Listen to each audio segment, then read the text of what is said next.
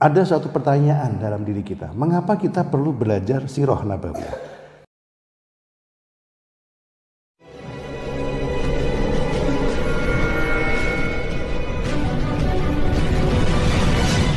Sirah artinya perjalanan hidup, sirah artinya sejarah, sirah artinya kronologi atau kisah-kisah yang terjadi yang dialami oleh seseorang dalam kehidupan.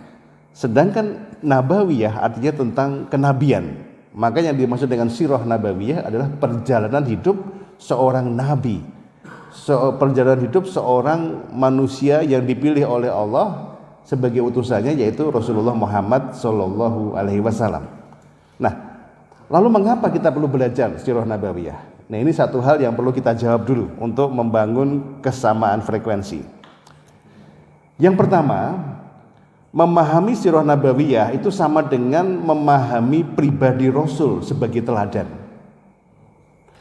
Jadi dengan memahami perjalanan Nabi, kita akan diberi kesempatan tentang bagaimana Nabi kita itu mulai dari lahir sampai dewasa itu menjalani kehidupan. Ya, karena memang beliaulah uswatun hasanah. Allah berfirman, laqad kana lakum fi rasulillahi uswatun hasanah. Sungguh pada diri Rasul itu ada contoh-contoh yang baik, teladan yang utama. Lalu bagaimana kita ini bisa benar-benar mendapatkan uswah, petunjuk, teladan ya dengan mempelajari sirah nabawiyah. Maka mudah-mudahan dengan kita duduk di sini memahami perjalanan Nabi, muncul perasaan kagum, perasaan luar biasa, perasaan cinta yang semakin mendalam kepada Nabi kita, insya Allah. Gitu ya. Jadi, oh Nabi itu ternyata begitu sikap-sikapnya, sifat-sifatnya, akhlaknya, tindak tanduknya. Ya, apalagi di sini per kitab ini ada masing-masing. Pertama Muhammad sebagai nabi, yang kedua Muhammad sebagai pencinta ilmu, Muhammad sebagai suami, Muhammad sebagai ayah, Muhammad sebagai pendidik, Muhammad sebagai negarawan, Muhammad sebagai pemimpin militer, Muhammad sebagai pedagang, Muhammad sebagai negarawan, dan Muhammad sebagai pejuang kemanusiaan. Ini macam-macam. Ada 10 dimensi yang disorot oleh Afzalur Rahman dalam ensiklopedia ini. Ya, tentu ini tidak memadai karena demikian besarnya karakter beliau, cahaya beliau, tidak mungkin. Ini hanya sebagian kecil dari gambaran tentang kemuliaan Nabi kita. Maka inilah apa yang sedang kita lakukan. Hari ini kita sedang mempelajari uswatun hasanah kita. Yang kedua, memahami sirah nabawiyah itu sama dengan membantu memahami ajaran Al-Quran secara utuh. Dalam hidup ini siapa sih yang pertama kali mendapat wahyu Al-Quran secara utuh kalau bukan Rasulullah, betul ya? Dan bagaimana beliau ini mendapatkan wahyu, kemudian menerapkan, kemudian menjalankan. Tidak lain, itu tidak bisa kita pelajari tanpa mengenal sirah nabawi, perjalanan hidup beliau. Nah ini, ya maka banyak orang mengatakan syariat harus diimplementasikan. Nah, bagaimana caranya? Bagaimana